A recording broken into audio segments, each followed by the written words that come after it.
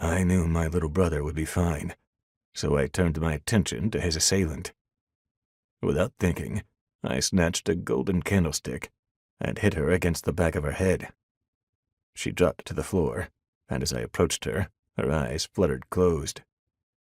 Crouching down, I put my fingers to her neck to make sure she was still breathing. But once I realized who I was staring at, I knew for sure our mission had been compromised.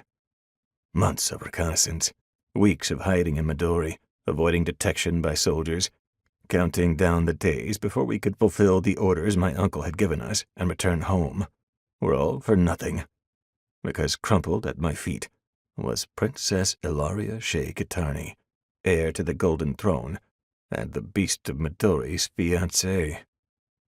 She'd seen too much, heard too much, and I made the split-second decision to kidnap her. We might have failed in assassinating Bastian, but we could use her as a bargaining chip to lure him out. A trade could be made, a life for a life. To get the princess back to Midorian shores, Bastian would have to give himself up. It might be a long shot, and could start a war with our long-standing enemies. But if we left her to inform her parents and her menace of a fiancé what she witnessed and overheard, there would be war regardless.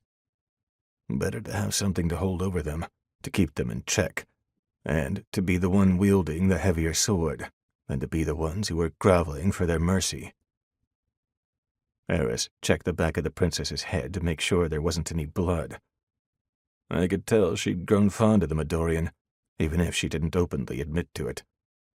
I knew the second Eris took on the role of her lady-in-waiting, that she would form a bond with the future queen.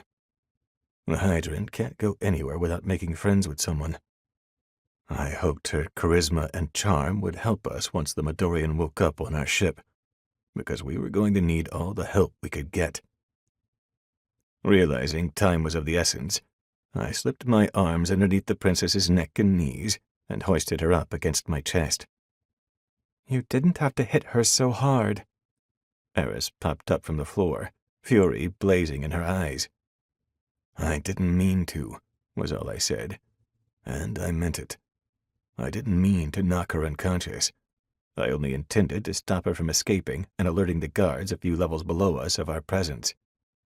Being captured and left to the benevolence of the Midorians wasn't on my list of things to do. "Her room is this way."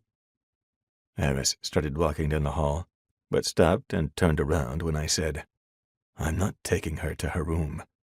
She's coming with us." "What?" she hissed. "Atlas, we can't take her. Kidnapping her would be a declaration of war."